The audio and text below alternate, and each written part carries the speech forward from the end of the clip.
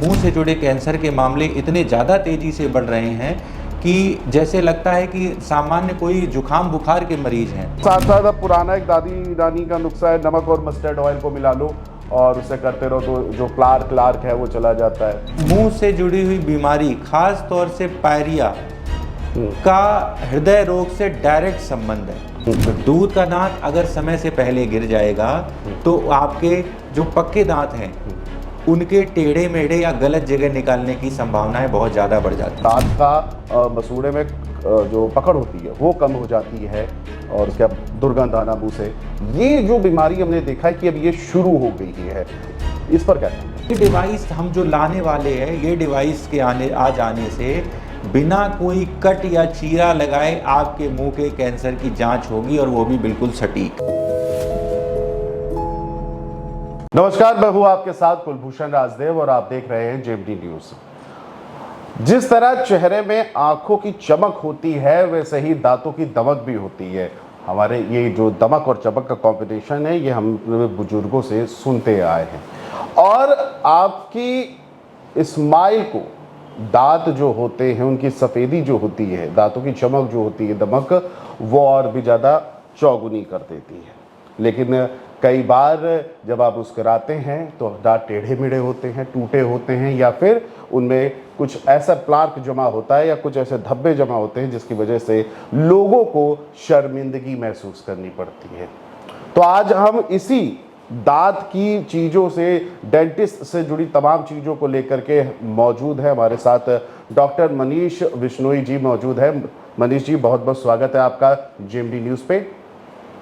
और डॉक्टर मनीष, आज डेंटिस्ट से जुड़ी हम तमाम जानकारियाँ आपसे, हमारे दर्शकों तक आपके थ्रू पहुँचाना चाहेंगे। आपसे सबसे पहला सवाल तो यही रहेगा, अपने बारे में थोड़ा सा हमारे दर्शकों को बताइए कि बतौर डेंटिस्ट कितना सफ़र आपने अब तक तय कर लिया। थैंक यू आप सब लोगों का सबसे पहले तो मेरा इंट्रोडक्शन करने के लिए। और मेरा नाम डॉक्टर मनीष बिश्नोई है और कानपुर शहर में बिश्नोई हॉस्पिटल के नाम से यहाँ पर हम अपना संस्था चलाते हैं।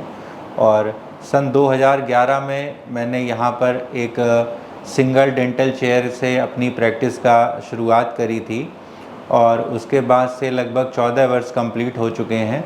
और आज की डेट में हमारे पास 5 डेंटल चेयर के साथ in house CT scan, OT और बहुत सारे और भी प्रोसीजर्स यहाँ पर जोड़े गए हैं। और जिसकी शुरुआत हमने 2011 में करी थी कानपुर शहर में एक छोटे से एक रूम के अंदर से। और आज मुझे ये बताते हुए बड़ा एक गौरव का अनुभव होता है कि आज बिश्नोई हॉस्पिटल पूरे उत्तर प्रदेश का सबसे एडवांस एवं हाईटेक डेंटल हॉस्पिटल है।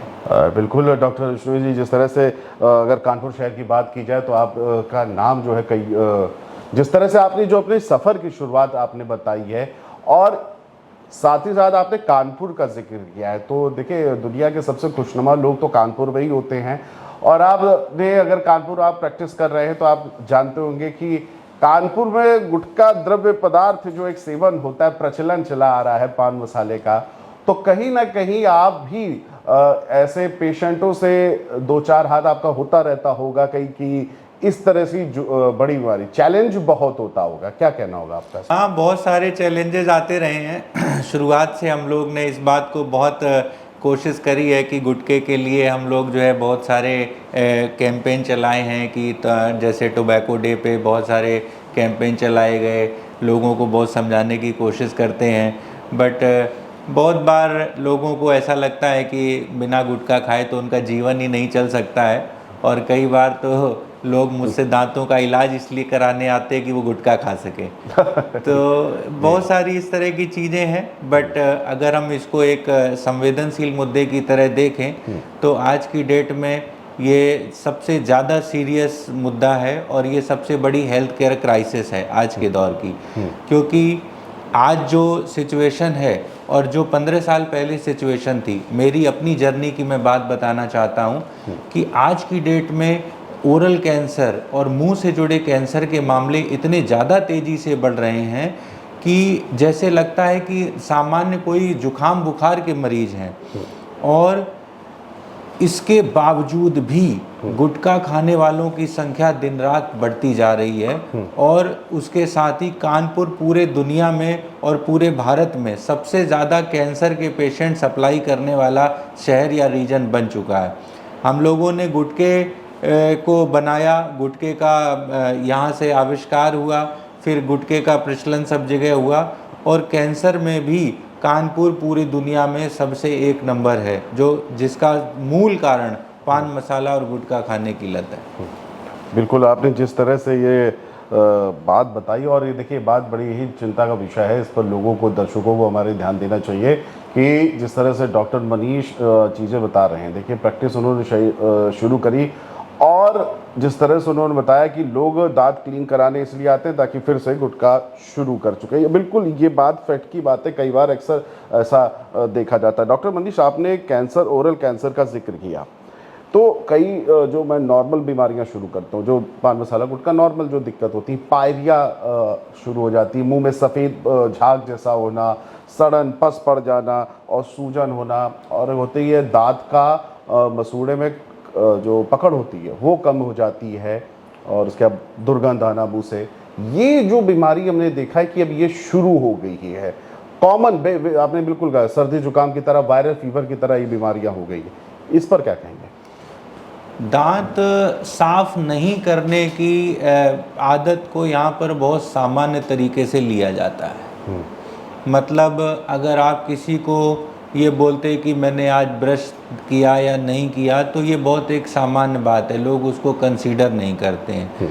दांतों की सफाई और मुंह से जुड़ी हाइजीन हमारे सोसाइटी में, लोगों के बीच में बहुत ज़्यादा नेग्लेक्टेड है, लोग उसको ध्यान नहीं देते हैं। जबकि आज की डेट में ये बहुत प्रूवन रिसर्च है कि मुंह के जुड़ी, जो आप बता रहे, जिसको पायरिया हम लोग आम भाषा में बोलते हैं, हम लोगों की भाषा में उसको पेरिडोंटाइटिस बोलते हैं जी।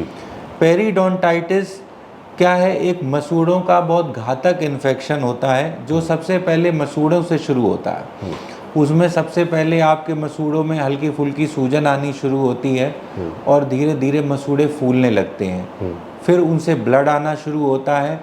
जब मसूड़े एक बार सूजने लगते हैं तो उनमें गंदगी और ज़्यादा भरती है, फिर वो बोन लॉस तक पहुंचता है। मतलब जो मसूड़े हैं, मसूड़े के अंदर जो बोन होती है, जो दांतों को पकड़ती है, वो भी बोन धीरे धीरे जाने लगती है और उसके बाद फिर आपके दांतों को हिलना शुरू हो जाता है, बहुत सारे मुंह में दुर्गंध रहती है, आपको खाने का स्वाद नहीं मिलता है, बहुत सारा मुंह में चिपचिपापन रहता है। तो जब बीमारी इस तरह से बढ़ जाती है, आमतौर पे लोग तब इसके इलाज की तरफ रुख करते हैं। और एक बड़ा गंभीर विषय ये भी है कि ये प्रूवन फैक्ट है, ये कोई हाइपोथेटिकल बात नहीं है। मुंह से जुड़ी हुई बीमारी, खास तौर से पायरिया का हृदय रोग से डायरेक्ट संबंध है। मुंह से जुड़े हुए बैक्टीरिया जो खास तौर से पेरिडोंटाइटिस में पाए जाते हैं, वही सेम बैक्टीरिया जब हमारा हार्ट ब्लॉकेज होता है, उसमें जो प्लाक जमता है, वही सेम बैक्टीरिया हमारे हार्ट में भी पाए जाते हैं। तो मुंह के जुड़ी जो ये समस्याएं हैं, इनका हार्ट से बहुत डायरेक्ट कनेक्शन है और बहुत सारे हार्ट अटैक के मामलों से जो जांच हुई है, उससे ये बात प्रूफ हो चुकी है।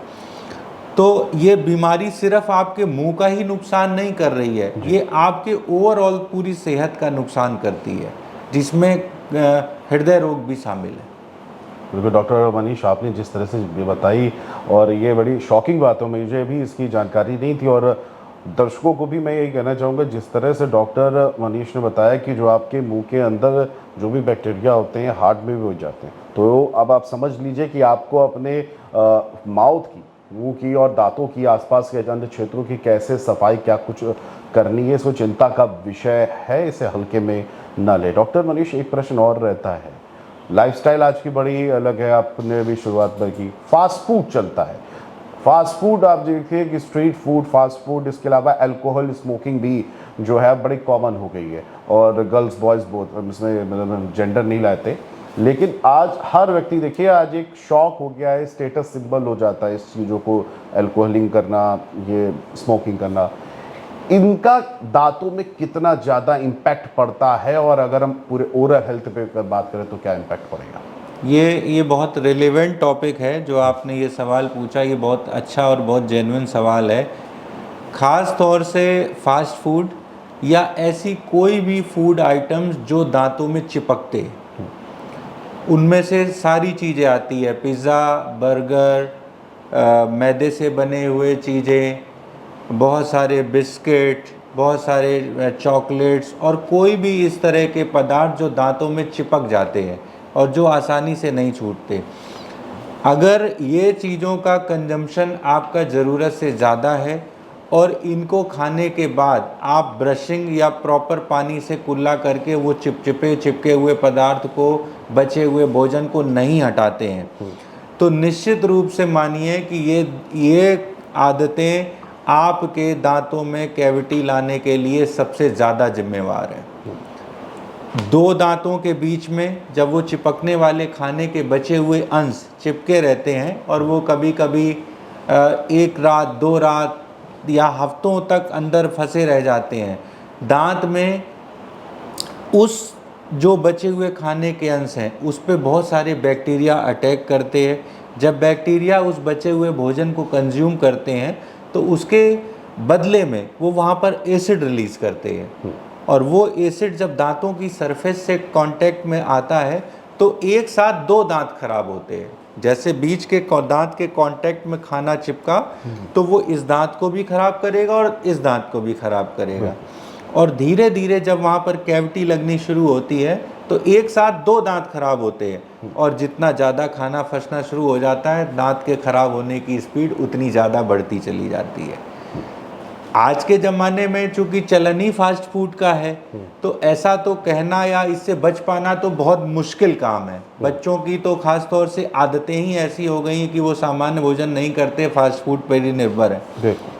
तो इससे बचने का ये तरीका है कि जितनी कम से कम इसकी मात्रा ले, पहली चीज़ उसमें कटौती करे, और दूसरी जो बहुत इम्पॉर्टेंट है, कोई भी तरह का फास्ट फूड खाने के बाद इमीडिएटली आप दांतों को या तो ब्रश करें, अगर ब्रश उपलब्ध नहीं है तो जो भी अवेलेबल सोर्स है कम से कम पानी से इतनी अच्छी तरह से कुल्ला करें कि वो बचे हुए खाने के चिपके हुए अंश मुंह से आपके निकल जाए। अगर ऐसा करेंगे तो आप ये समझ लीजिए आप अपने दांतों की 50% प्रोटेक्शन आपने पा ली। चलिए, बिल्कुल डॉक्टर साहब आपने अपनी बात सही की। एक इसी से थोड़ा सा जुड़ा हुआ प्रश्न रहेगा, हालांकि उसका थोड़ा सा जवाब आपने दे दिया, लेकिन मैं चाहूँगा कि दर्शकों को आप थोड़ा सा खुल के बताएं, क्योंकि देखिए ये तो डॉक्टर मनीष संभव नहीं कि हर दिन लोग डेंटिस्ट के पास जाए, ये प्रैक्टिकली इतना संभव भी नहीं है, लेकिन ऐसे क्या नियम हैं और ऐसी क्या क्या सावधानियां हैं जिसके चलते जो लोग हैं वो अपने ओरल हेल्थ का ख्याल रखें? ऐसी ऐसी कौन कौन सी हमें चीज़ों पर ध्यान देना चाहिए और क्या तरीका है उसका? कुछ नियम हैं इसके लिए। सबसे पहला तो है आप ओरल हाइजीन मेंटेन करने की एक आदत डालें। उसमें दो चीज़ें शामिल होती हैं प्राइमरली। एक तो आपको सुबह ब्रश करना है और दूसरा रात में ब्रश करना है जब आप भोजन कर चुके हों और सोने की तैयारी कर रहे हो। और ये बहुत कॉमन बात है, हर किसी ने सुनी हुई होती है, बट इसको लोगों को फॉलो करने में एक बड़ी अजीब सी उलझन होती है, वो एक नेग्लिजेंसी रहती है इसको फॉलो करने में। तो पता ये सबको है। तो एक तो ये है चीज़। दूसरा कि हम एक अच्छी मात्रा में पानी का सेवन करते रहें। अब आप देखिए, पानी के सेवन से मुंह की भी स्वास्थ्य जुड़ा हुआ है। वो कैसे? जब आप कम पानी पीते हैं तो आपका मुंह सूखता है। बिल्कुल। जब आपका मुंह सूखता है तो इसका मतलब है कि आपके मुंह में सलाइवा आना कम हो गया, और जो हमारा सलाइवा है, जो लार होती है, वो अपने आप में उसमें इतने एंटी माइक्रोबियल एजेंट्स रहते हैं, इतने ज़्यादा उसमें कैल्शियम के मिनरल्स के आयंस रहते हैं कि वही दांतों की रिपेयर करता रहता है। आप देखिए, कोई भी जानवर रहता है, उसको कोई चोट लगती, घाव रहता है, तो वो लार से चाट कर अपने घाव को बैक्टीरिया फ्री कर लेता है। तो इसका मतलब यही है कि हमारी जो लार है वो बड़ी ज़्यादा बैक्टीरियल फ्री है, एंटी बैक्टीरियल है। तो अगर हम लार को बनना जारी रखें उसके लिए पानी पीना जरूरी है। अगर हम पानी नहीं पिएंगे तो मुंह सूखने लग जाएगा, मुंह सूखेगा तो दांतों की प्रॉब्लम रहेगी। तीसरा, खाने में फास्ट फूड या चिपकने वाला भोजन या तो अवॉइड करें, अगर संभव नहीं है तो जब भी इस तरह के आप खाने पीने की चीज़ें खाएं तो उसको इमीडिएटली जो भी अवेलेबल वाटर रिसोर्स हो वहाँ पर अच्छे से कुल्ला करके अपने मुंह को साफ कर लें। चौथी चीज़, जितने भी कोल्ड ड्रिंक्स या इस तरह से कार्बोनेटेड ड्रिंक्स हैं जी, इन ड्रिंक्स को बिल्कुल अवॉइड करिए। ये ड्रिंक्स दांतों की एनेमल को बहुत ज़्यादा मेजर नुकसान पहुंचाते हैं। एक और इसमें मुख्यतः चीज़ रहेगी, खाने के दौरान, खाने के बाद आप जो सलाद खाते हैं तो सलाद वैसे तो सेहत के लिए भी बहुत अच्छा है, ये दांतों के लिए भी बहुत अच्छा है। ख़ास तौर से ऐसे सलादों का मिक्सचर जो काटने या चबाने के बाद पानी छोड़ते हैं। तो सपोज़ अगर आपने खीरा खाया और आपने उस खीरे को बाइट किया तो उसके बाइटिंग से वो दांत की सरफेस क्लीन हुई और उसने जो पानी छोड़ा उससे जो भी बैक्टीरिया जो भी कण थे खाने के वो वहाँ से क्लीन हो गए। तो इस तरह के फूड आइटम्स जो कच्चे सैलेड की श्रेणी में आते हैं ये भी हमारे दांतों के लिए बहुत ज़्यादा हितकर है। ये कुछ बहुत बेसिक चीज़ें हैं जिनको फॉलो किया जा सकता है। इसमें कोई ऐसी चीज़ नहीं है जो आपको जिसको फॉलो करने के लिए कुछ करना पड़े। मैं ये नहीं बोल रहा कि उसके लिए कोई गैजेट्स लेना है, कोई आपको कोई इक्विपमेंट खरीदना है। अगर इतनी चीज़ें करें तो दांतों की प्रॉब्लम से आप बच सकते हैं। और आइडेंटिफाई कैसे करें कि आपको दांतों की प्रॉब्लम शुरू हो गई, उसके लिए सबसे पहली चीज़, अगर आपके मुंह से एक स्मेल आने लग रही, एक फाउल ऑर्डर जिसको हम लोग दुर्गंध बोलते हैं, अगर आपको ऐसा महसूस हो, कोई आपको ऐसा टोके या आपको खुद से महसूस हो तो आपको डेंटिस्ट को जाना चाहिए। अगर मुंह में आपको कहीं पर भी कुछ खाना फंसने की प्रॉब्लम शुरू हो गई है तो आपको डेंटिस्ट को ज़रूर दिखाना चाहिए, क्योंकि वो एक छोटी से कैविटी से होने वाली शुरुआत आपके दांत को ख़राब कर देगी। और तीसरा, अगर आपके मसूड़ों से ब्लड आने लग जा रहा है तो ये बहुत अर्ली सिम्टम्स हैं। ये 3 अर्ली सिम्टम्स हैं जहाँ पर आपको डेंटिस्ट को एज ए प्रिवेंटिव मेजर्स में जाना चाहिए। अदरवाइज़ जब तकलीफ़ होती है, जब दर्द होता है तो किसी को कोई भी ज्ञान देने की ज़रूरत नहीं पड़ती है। वो भागता हुआ सिर्फ हमारे पास ही आकर बैठा होता है कि डॉक्टर साहब आप बचा लीजिए। बट वो नौबत नहीं आए उसके लिए ये कुछ आपके रूल्स हैं जो बहुत आसान है, आप सब लोग फॉलो कर सकते हैं। जी बिल्कुल डॉक्टर, देखिए जिस तरह से डॉक्टर मनीष ने चीज़ों को बताया कि जो रूल्स है उसे फॉलो करना है और खुद को गूगल का ज्ञानी नहीं बनाना है। अगर कहीं दिक्कतें आ रही हैं तो अपने डेंटिस्ट से उसको संपर्क कीजिए, अपने डॉक्टर से उसका परामर्श लीजिए और उस बीमारी को दूर कीजिए, क्योंकि मुंह की हल्की सी बीमारी जिस तरह से डॉक्टर मनीष ने बताया ये हार्ट की भी बीमारी बन सकती है। तो सोचिए अगर मुंह में दिक्कत हुई तो दिल की धड़कनें भी रुक जाएंगी। डॉक्टर मनीष, अगला मेरा एक और प्रश्न रहेगा आपसे, ब्रेसेस को लेकर के सावधानियां कैसी रखनी चाहिए? लोग आते हैं आजकल बस ब्रेसेस लगा लो ठीक हो जाएंगे, क्योंकि इसके साथ एक और सवाल मेरा रहेगा, आजकल बच्चों में टेढ़े मेढ़े दांतों की समस्याएं कुछ ज्यादा ही बढ़ गई हैं और पेरेंट्स सीधे ब्रेसेस लगा देते हैं। कभी कभी क्या होता है ब्रेसेस उस ठीक करने की जगह बच्चों को ज्यादा तकलीफ पहुंचा देते हैं। इस पर मैं आपसे जानना चाहूँगा। टेढ़े मेढ़े दांतों की समस्याएं वाकई बढ़ी हैं और उसके 2 प्रमुख कारण हैं।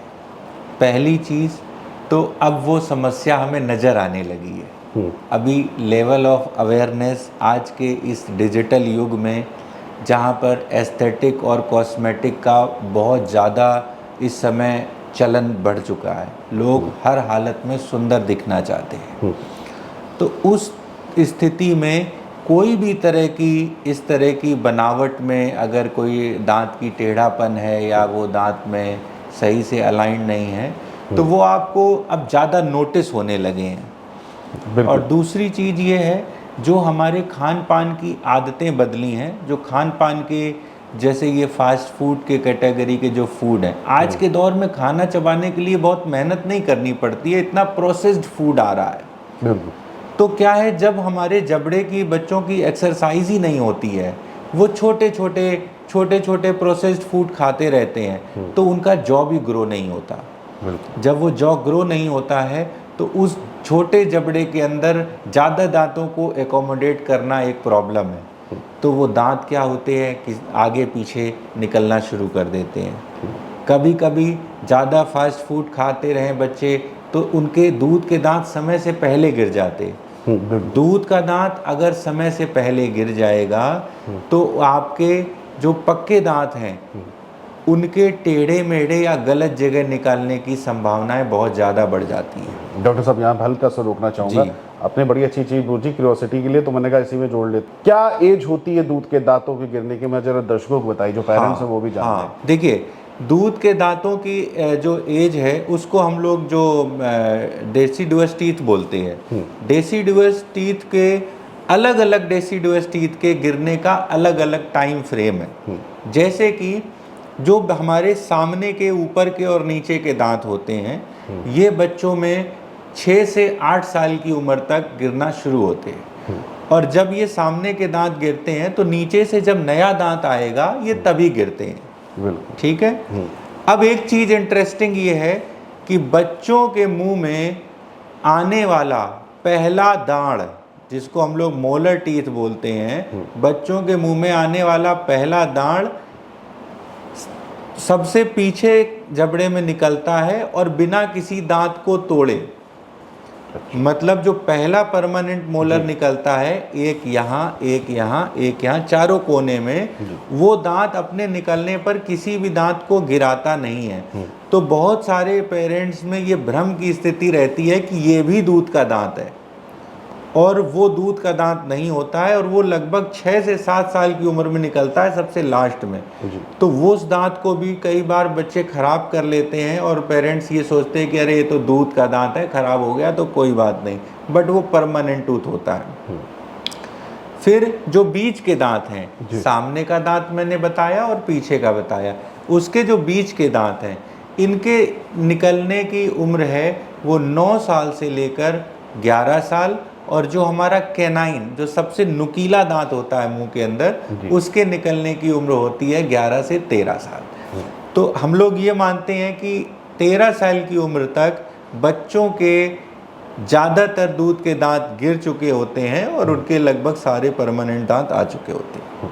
चलिए, तो देखिए डॉक्टर साहब ने जिस तरह से दूध के दांतों को लेकर के जो भ्रांतियां हैं, और मुझे लगता है जो हमारे दर्शक पेरेंट्स हैं वो इसका बहुत ही ज़्यादा ख्याल जो है वो रखेंगे। डॉक्टर साहब, एक और प्रश्न है, आजकल स्माइल डिजाइनिंग का कुछ ज़्यादा ही सुनने में आ रहा था, मैंने सोचा जब आपसे मुलाकात हो तो मैं आपसे भी जान लूँ, और एडवांस जो ट्रेंड है, ये शब्द कुछ ज़्यादा ही सुनने को मिल रहा है, ये थोड़ा सा इलेबरेट करने की कोशिश कीजिए।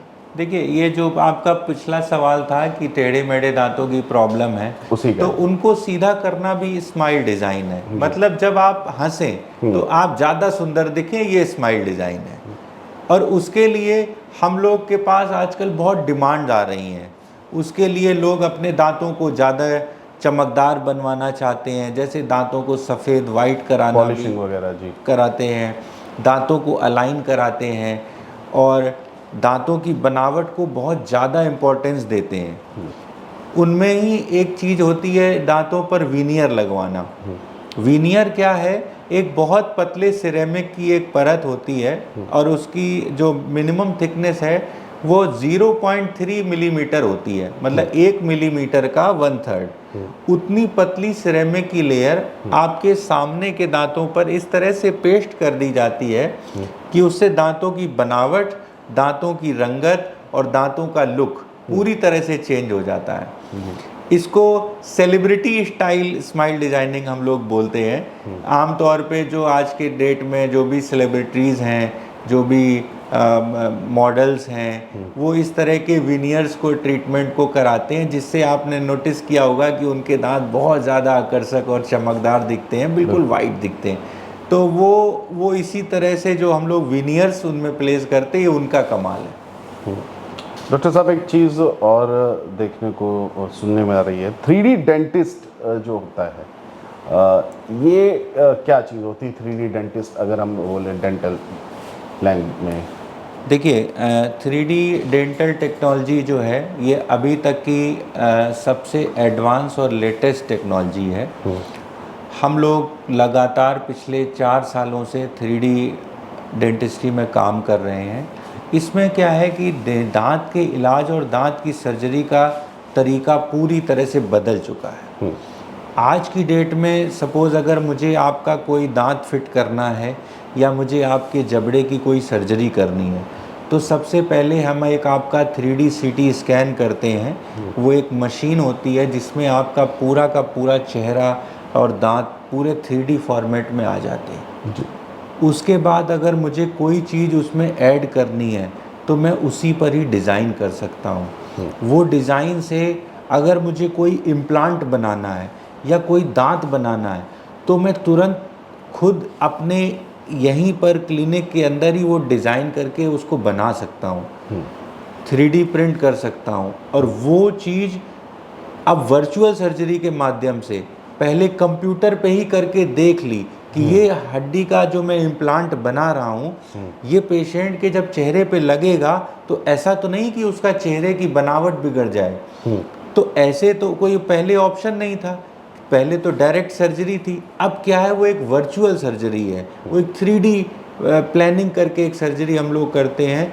तो उसके बाद जब एग्जैक्ट जो रियल सर्जरी होती है उसमें कोई भी तरह का डिफॉर्मिटी, कोई भी तरह की बनावट का विकार आने की संभावना ना के बराबर हो जाती है। तो बिल्कुल डॉक्टर साहब, जिस तरह आपने देखिए हमारे डॉक्टर मनीष जी ने जिस तरह से चीज़ें बताई 3D क्या होती है, आज देखिए वर्चुअली सर्जरी यानी कि कंप्यूटर पे ही हमने 3D डिज़ाइन में एक सर्जरी कर ली, अब उसका प्रैक्टिकल हो गया है और उसको दोबारा से पेशेंट पे इम्प्लीमेंट करना है। डॉक्टर मनीष, एक प्रश्न और होगा क्योंकि देखिए जानकारी होती है और जहाँ तक है कि AI डायग्नोस्टिक्स जो है आजकल डेंटल में वो भी शुरू हो गया है। और आपके यहाँ मैंने देखा चीज़ों को कि आपके भी जो है उसको लेकर के AI को लेकर के भी आप जो है अवेयर हैं और इसका भी आप अपनी डेंटिस्ट की जो सर्जरी है इसमें उपयोग करते हैं। तो इसका क्या इम्पैक्ट है और क्या कितनी ये लाभदायक है, इसके बारे में थोड़ा बताइए। हाँ, AI तो देखिए आज के डेट में दुनिया में AI बहुत तेज़ी से हर एक फील्ड में बहुत तेज़ी से आ रही है। तो AI क्या है, ये आज तक की सबसे लेटेस्ट टेक्नोलॉजी है। तो हम लोग रेगुलर AI यूज़ करते हैं। जैसे हमारे पास कुछ डायग्नोस्टिक डिवाइसेस हैं जो हम लोग कभी कभी फील्ड चेकअप्स में भी ले जाते हैं, कैंप्स में भी ले जाते हैं। तो वो उसमें क्या वो गैजेट्स है, अगर आप उसके सामने मुस्कुराएंगे और वो आपकी फ़ोटो सेल्फ कैमरे से क्लिक करेगी, वो मशीन आपको बोलेगी कि अभी आपको इस तरह से खड़े होना है और ये मूवमेंट का वो आपकी मल्टीपल एंगल से आपके मुंह के दांतों के कुछ स्कैन्स लेती है जी। और वो उन स्कैन्स को कलेक्टिवली रीड करके एक एक्सपर्ट डॉक्टर की तरह आपको बता देती है कि ये आपके स्कैन्स जो उसने देखे हैं आपको क्या क्या प्रॉब्लम्स हैं, वो प्रॉब्लम्स आपको क्यों हुई, उन प्रॉब्लम्स का समाधान क्या है और वो प्रॉब्लम्स आम तौर पर आपको कहाँ पर आप उसके बारे में सर्च कर सकते हैं। वो आपको YouTube के लिंक से लेकर वीडियोस सब कुछ प्रोवाइड करा देती है। और ये पूरी प्रोसेस करने में जो टाइम लगता है वो लगता है सिर्फ 2 मिनट। 2 मिनट के अंदर ये सारी डिटेल्स मशीन बनाकर आपको व्हाट्सएप भी कर देती है प्रिंटेड रिपोर्ट के साथ। इसी तरह से हमारे पास एक फेस स्कैनर है जी। उस पर आप फेस रखेंगे तो उसका जो स्कैनिंग टाइम है वो 30 सेकेंड है। 30 सेकेंड में वो आपके फेस को पूरा स्कैन करेंगे।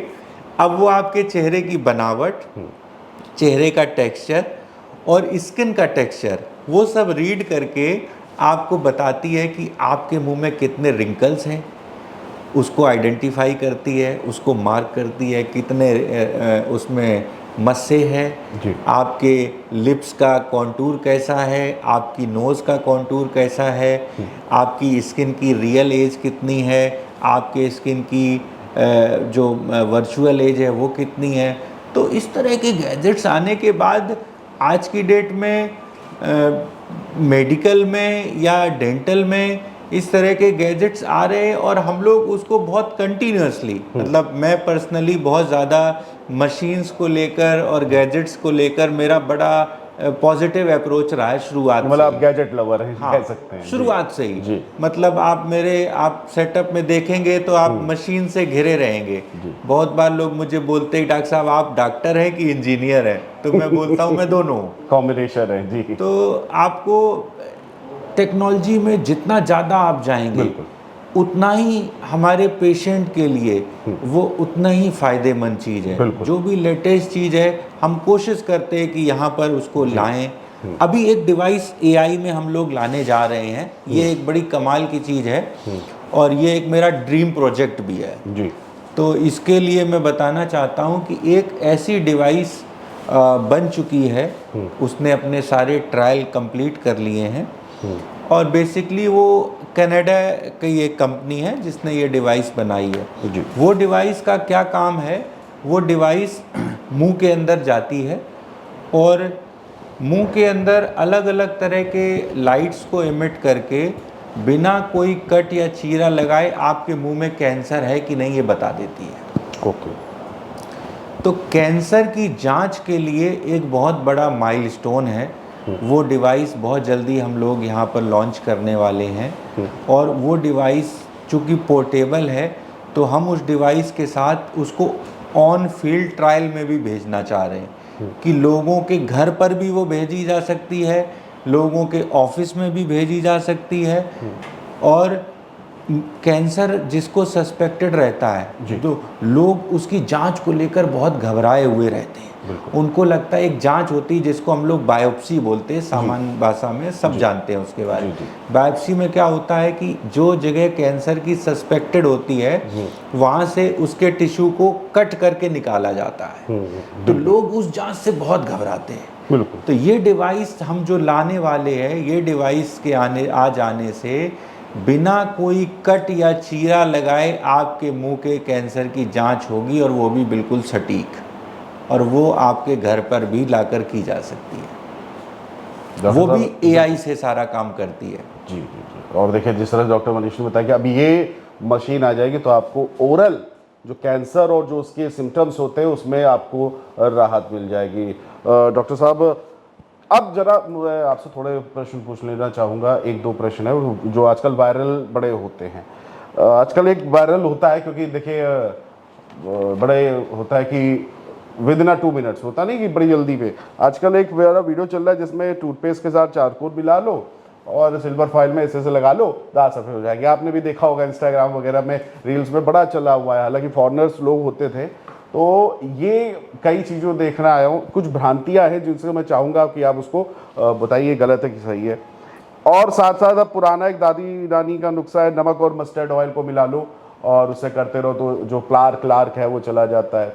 इसके साथ ये भी है कि नारियल तेल से कुल्ला करने से प्लार्क हटने में आसानी होती है कि महीने या हफ्ते भर में या 15 दिन में एक बार नारियल के तेल से कुल्ला करना चाहिए। तो इन पर थोड़ा सा मैं आपसे जानना चाहूँगा कौन सा सच है कौन सा गलत है जिसको नहीं करना चाहिए। देखिए जो नेचुरल है वो तो अच्छा है, जैसे कि सरसों के तेल के साथ मालिश करना, नारियल पानी को पीना, तो उसमें कोई नुकसान नहीं है, आप बिल्कुल कर सकते हैं और आपकी वो ओरल हेल्थ को कहीं ना कहीं अच्छा ही करेगा। बट जो इस तरह के मार्केटिंग गिमिक्स है, जो जादूगर हैं जी, जो चुटकी बजाते ही सारे सवाल हल कर देते हैं जी, वो चीज़ों से बचना चाहिए। और इंस्टा पर तो या ये एक तरह से बहुत सारे इस तरह की चीज़ों की बाढ़ आई। लोग एक्चुअली देखना उसको ज़्यादा पसंद करते हैं, इस तरह के कंटेंट को। वो उसको मानते नहीं है, फॉलो नहीं करते हैं, बट वो देख लेते हैं, बट उनके देखने से उसके व्यूज़ बढ़ जाते हैं। बस बस। तो जो दूसरा आदमी आता है उसको लगता है कि इसको इतनी बार देखा गया है तो ये चीज़ कहीं ऐसा तो नहीं ये साइंटिफिकली प्रूवन है या कोई बहुत अच्छी चीज़ है जो हम मिस कर देंगे। बिल्कुल। तो ये सारी चीज़ें तो भ्रामक हैं और इस तरह की चीज़ें आपको हर बार मिलेंगी। आपको अपने बुद्धि और विवेक को जीवन में हमेशा इस्तेमाल करना रहेगा, क्योंकि इस तरह के फ्रॉड हर जगह हैं। बिल्कुल।